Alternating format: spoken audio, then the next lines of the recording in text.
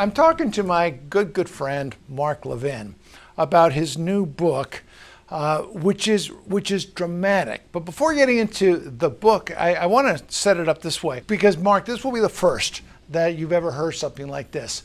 Last week, I was in Portugal doing a Camino pilgrimage from Portugal to Spain. A lot of people will understand this is a long pilgrimage. People walk and they make it to the city of Santiago. While you're walking, my wife and I did a 100-mile walk. While you're walking, you're doing a lot of different things. You might be praying, you might be listening to music, looking at scenery. I did all those things. But I also finished Mark Levin's new book, which I don't think anyone on a pilgrimage has ever done. The Democrat Party hates America. It's a startling statement when he puts this in a title. I don't know which book I like more, that or the previous one about American Marxism, but it's an incredible 1-2 punch. So Mark, first I want to thank you for writing that book. But before talking about the book, we all know what's on everybody's minds right now, which is Israel. What are your thoughts about what is happening at this moment? Well, my thoughts are that honestly, the Jews are never safe. They're not even safe in their own homeland. There is no West Bank unless you go to 1948, the West Bank of Jordan, because they took that during the War for Independence for the Jews in 1948. We still call it the West Bank. It's Judea and Samaria. The Jews have been there for 4,000 years. They're the indigenous peoples for that whole area. And so the idea that it's Palestinian territory, you did that fantastic 100-mile walk, and you did it for a reason. I would encourage everybody to open their Bible. I don't care if you look at the Old Testament and New Testament, show me where the Palestinians are. They don't exist. The fact of the matter is the Babylonians, the Persians, the Romans, all unleashed wars, horrific wars against the Jews who lived in those areas. When the Second Temple fell, the Jews were basically pushed out of that area for the next 2,000 years. And there was a Zionist movement that grew out of the 1800s to look for a home for these indigenous peoples. And that movement became much more ubiquitous, certainly among Jews, after the Holocaust, where people said, we need to have our own home like so many other people do. And so there were Bedouins in and out of that area for about 200 years who self-identified and self-characterized themselves as Palestinians, because it sounds like Palestine. There were no Palestinians. The head Mufti of the Jerusalem so-called Palestinians, he met with Hitler in the early 1940s, and he offered 5,000 Palestinians as troops for the Nazis. Hitler accepted it, of course, and he promised to wipe out as many Jews as he could, and he fought on the side of Germany against us, among others. And this is basically where this entire Muslim Brotherhood, Islamic Jihad, Hamas, Hezbollah, all these terrorist movements, this ideology and all the rest, this is where it comes from. Not exclusively, but mostly. This is what's taught to the children, the Palestinian so-called children, that the Jews are inhuman, that they're animals. The more you kill, the more Allah will reward you. And then if you listen to what the commander, one of the commanders of these terrorists said, and it's on video and I put it on my own social sites and I have to paraphrase, he said, it isn't just about slaughtering all the Jews. So it's not just about Israel, it's about slaughtering, obliterating all the Jews. The Christians, the non-believers, and that would include what I would call, from their perspective, soft Muslims. This is an entity, this ideology that has attacked us over and over again, that's killed American citizens, that's killed American soldiers and maimed American soldiers, that attacked us on 9/11. These rat's nests give themselves different names, different organizations, but they're one and the same. So to bring it up to your question now, just with a little bit of perspective, the nature of the atrocities that have been committed, and were committed in a 48-hour period, really in a 24-hour period, was something that has really never been experienced before. And so with Iranian help, even though the Biden administration says there's no proof, why don't they listen to what the Iranians say and what Hezbollah says and Hamas says? They say they work together. But that's not good enough intelligence for the Biden administration. And by the way, a footnote, the reason is because Biden rearmed the Iranians. He rearmed the Palestinians after Trump cut them off. The Iranians were going broke. They were on their backs economically. The people were rising up because they don't want that regime. Biden refunded them. Biden rebuilt their military with $70 billion in oil revenue because he wouldn't enforce the sanctions that Trump put in place. Biden reversed Trump's positions, all of them, on the Palestinians, providing them with hundreds and hundreds of millions of our tax dollars to attack and to organize what took place the other day. And so my problem is when Biden speaks, he acts like he's very upset about what took place. He didn't make one proposal about Iran. He's not cutting off $1 in oil money to Iran. They're going to continue to breach the sanctions that Trump put in. He issued a waiver when he came into office that gave the Iranians another $10 billion while they're building nuclear technology to destroy Israel and to attack us because they're also building ICBMs. And his chief envoy is a well-known Iranian sympathizer and an Obama holdover, as is the Secretary of State, who was Deputy Secretary of State under Obama. And just to close this out briefly, what Obama wanted to do, and he destroyed and blew up the entire Middle East, he wanted a power that would balance against the Israelis. Remember, Obama had friends like Khalidi, a Hamas-tied professor he was friends with, Marxists, some of whom tried to blow up the Capitol, the Pentagon, the White House. This was part of the community that Obama lived in and worked with, as mostly now the Democrat Party does. And so he wanted to rejigger the Middle East.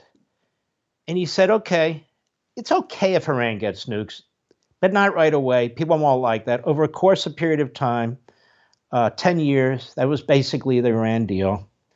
And then they can counterbalance Israel.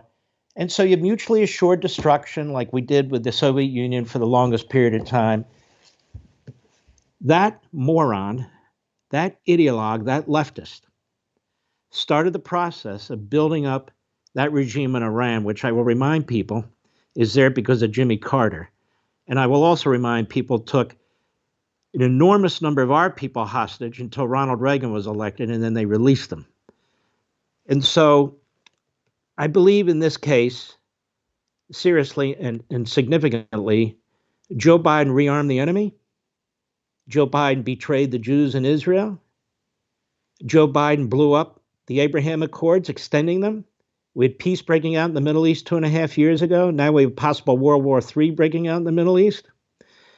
And the slaughter that took place of women and children and that music festival where these teenagers, 265 of them murdered, and some of them decapitated right on the spot with swords. And the grabbing of these young girls. I mean, I have a daughter who's 35. You think about this. And grabbing them, putting them in jeeps on motorcycles to take them back to Gaza and brutalize them and rape them and eventually kill them. And the babies, beheading the babies and so forth. If this isn't beyond evil, I don't know what is. And then, Brent, we have people in our own streets tied to Hamas, which are tied to our college campuses, which are tied to the Students for Justice in Palestine, which has links to terrorist organizations, and they have about 200 chapters on our college campuses. Only one college has banned them. Only one. Where they're on our college campuses. You know, Mark, I was Shocking. I was in Israel, I don't know, about 3 or 4 years ago. And Norma and I were outside of Tel Aviv the night before we left. We were at a music festival. And mostly young men and women were dancing, just having a wonderful time on a Saturday night. And I asked one of them, given the fact that not too far away, you have forces that want to kill you, how can you be so happy? And she looked at me and she said, we have to live. And if that doesn't tell you anything, everything you need to know, I don't know.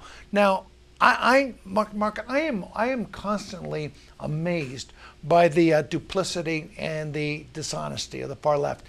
The Biden administration, which is Obama 2.0, knows exactly what it's doing on the border, knows exactly what it's doing on energy. They have policies, and yet time and again, they simply won't tell America what it is they are trying to do, which is a sign of such duplicity at the federal government level, unlike anything that we've ever seen before. But this is the far left. Look, the underpinnings of America is the Judeo-Christian tradition.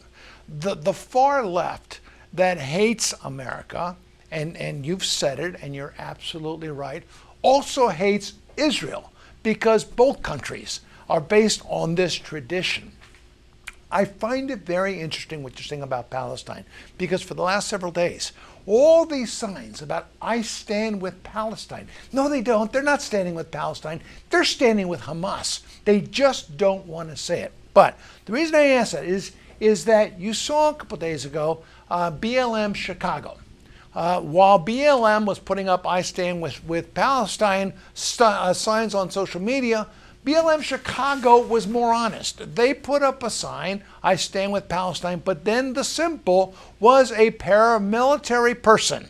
One of those people who glided into Israeli land and began slaughtering men, women, and babies. They put that on there. But here's the point. They then, because of outrage from the American people, this was their retraction. I want your response to this quote unquote retraction. Yesterday we sent out messages that we aren't proud of. We stand with Palestine and the people who will do what they must to live free. Our hearts are with the grieving mothers, those rescuing babies from rubble who are in danger of being wiped out completely. That was their apology. What say you? I guess they have a publicist who said, wait a minute, let me rewrite this script for you.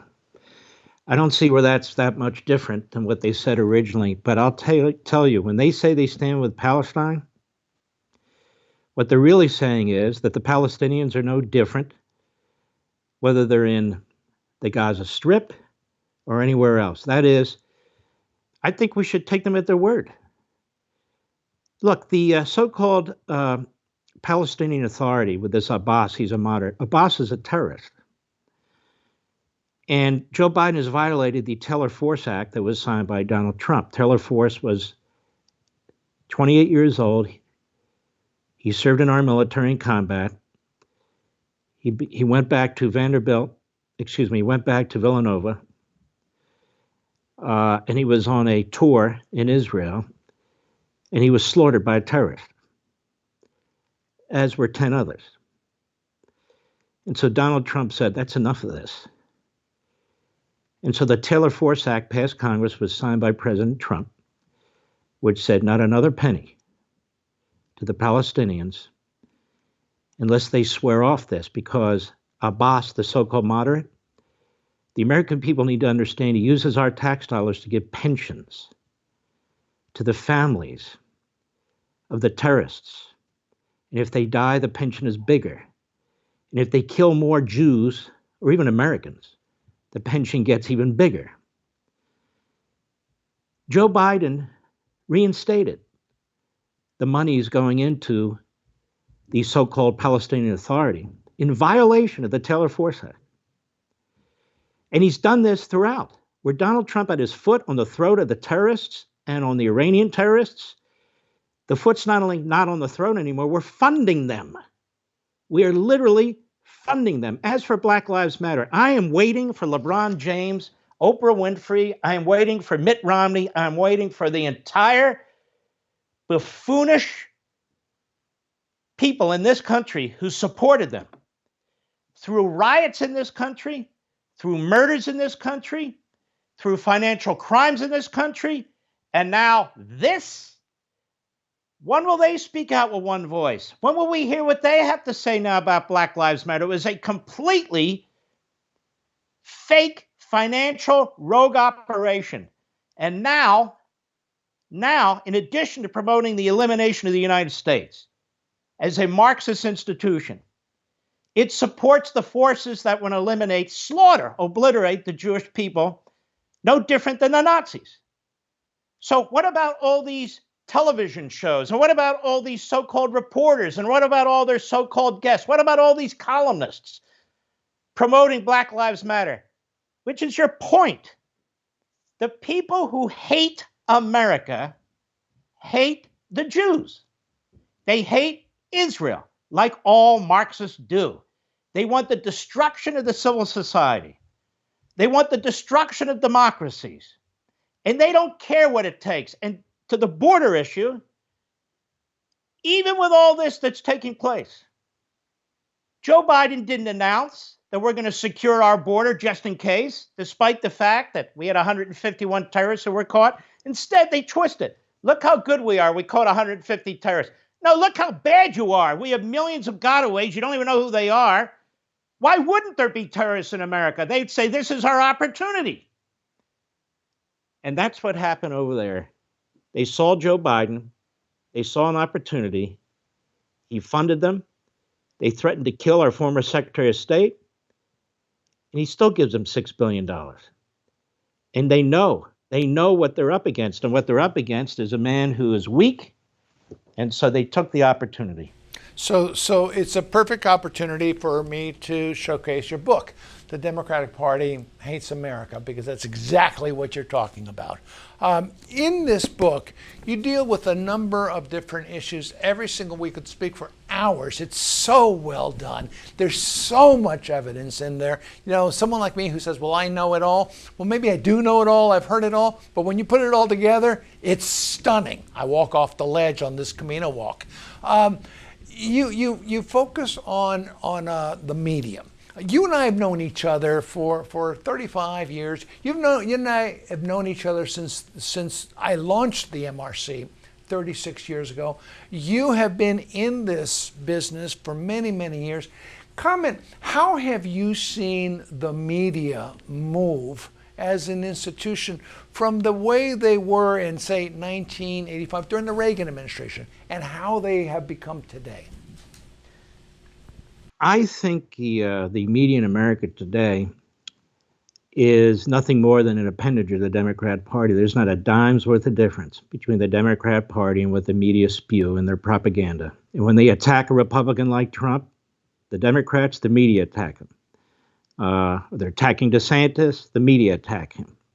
Today, they're building a Praetorian Guard wall around Biden over the $6 billion. Biden refusal to even address Iran. In fact, the spigot's wide open. You name what it is, it is. And the fact of the matter is, what's the difference? The difference is they're more aggressive. They don't even try to hide who they are anymore. They were always quite liberal, as you know, but now they're even beyond that. They promote AOC, who's part of the Democrat Socialist movement, which is, again, a hate America, Marxist, anti-Semitic movement. And we have this Hamas wing, if you will, or even this Nazi wing of the Democrat Party, which they won't do anything about. And what do the media do? They promote them.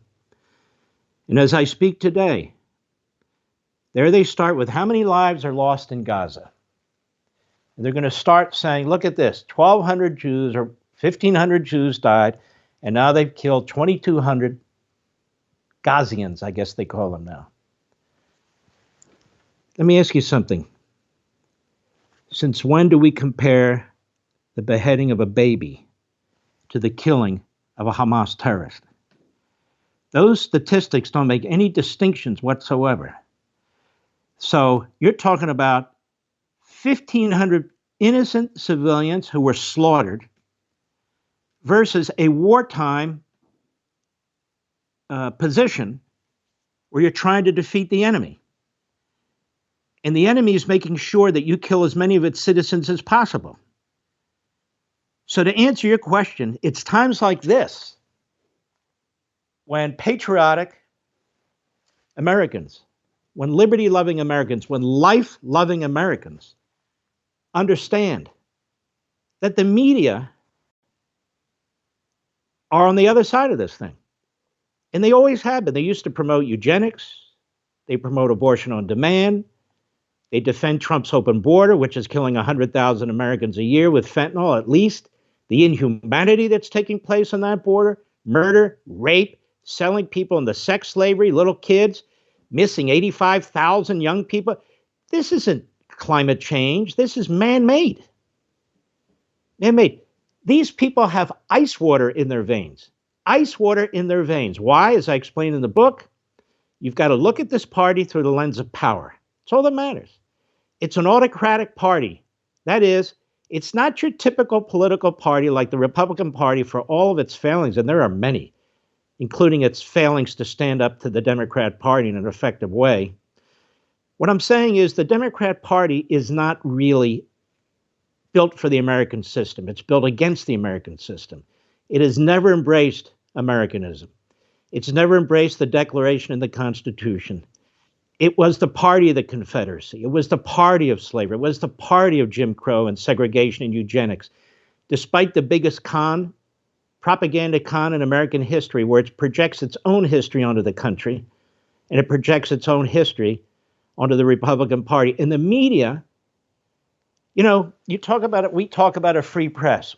We don't have a free press. We have a press that's free to push this radical, Marxist, anti-American agenda. It defends the Democrat Party because that is the vessel through which all of these movements, including the Hamas wing of the Democrat Party, function. It's much worse than it's ever been. I remember, the flip side is also true. As the media are advancing all these things, they're then censoring the right that opposes any of these things. I remember we have Censor Track, an operation that looks at censorship, and we have found over 6,000 examples. But here's one that you'll like. About 5 years ago, I guess it was, there was a terrorist, I think it was Hamas, who killed an Israeli soldier. He was the son of Benjamin Netanyahu, attacked him as a terrorist. Netanyahu was censored by Facebook. Hamas was on Facebook. That was war. Now, Hamas was eventually taken off of Facebook. They put another site on there. We had to bring it to their attention before they took that off, but they were allowing them to stay on there. I never thought when I launched the MRC and was fighting media bias that we would come to the day that we were fighting censorship. The media, amazingly, next week is free speech week or something.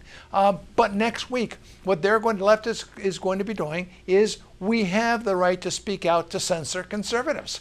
And it's happening all over the country. Did you ever believe, you've got a whole section on censorship in this book. I'm going to show it again because it's such a terrific book.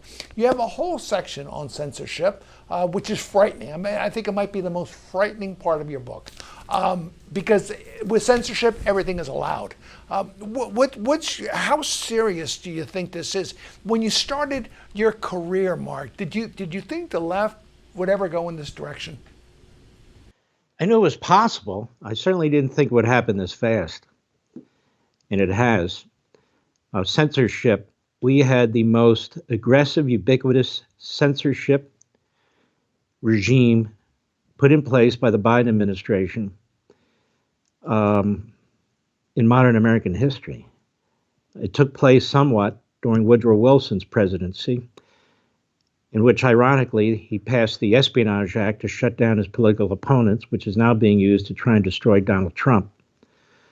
And, of course, during the Civil War, we never had anything like this. We actually have a federal judge who ruled that this was broad-based, government-directed censorship.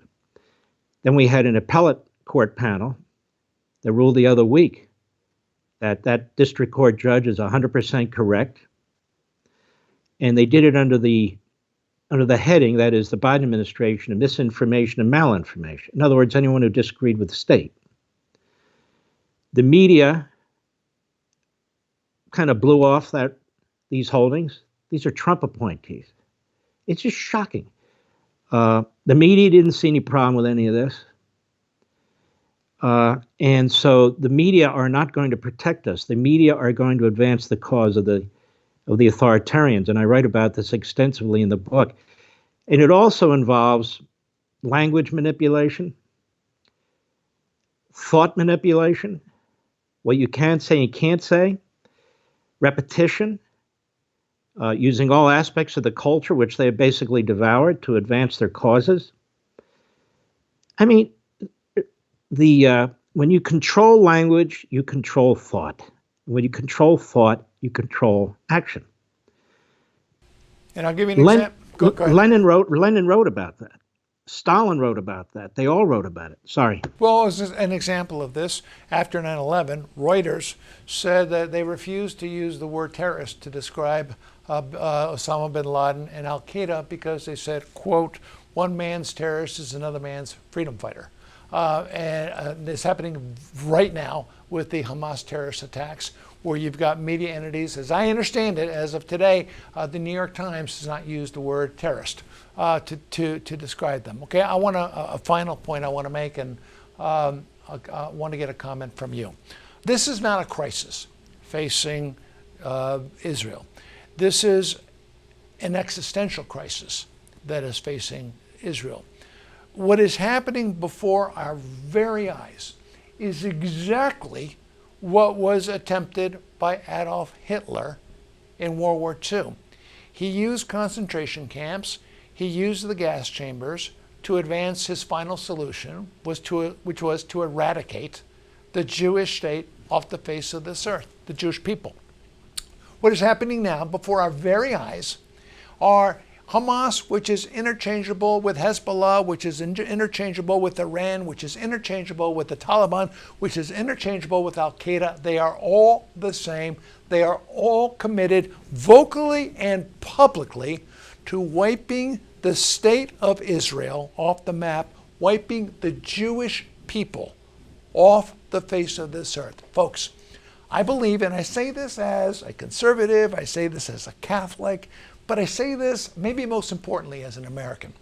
I do believe that every single American has a moral obligation to stand by Israel right now.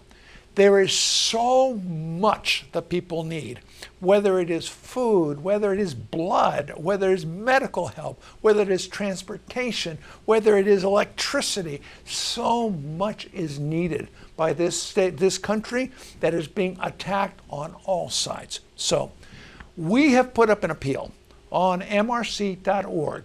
I want you please to go to MRC.org. There is an appeal there for a number of organizations we have checked out, we have vetted. They are good organizations.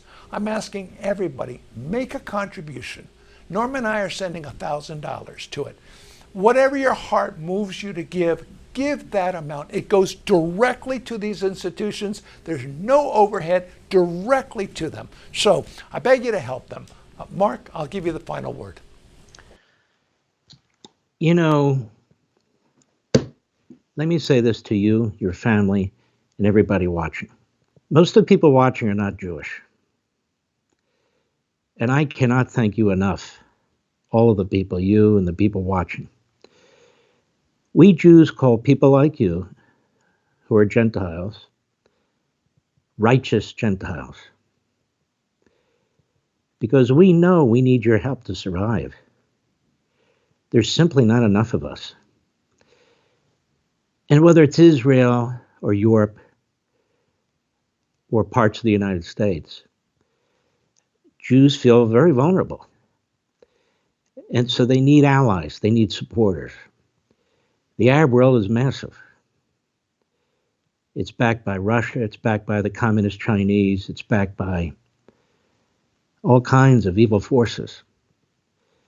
And so my final word is thank you to everybody who recognizes this, everybody who speaks out against it, everybody who, if they can, I know these are tough economic times, can contribute something so the people of Israel can survive. And that is what I want to say. Thank you, Mark. You're a dear, dear friend. Thank you. God bless you, brother.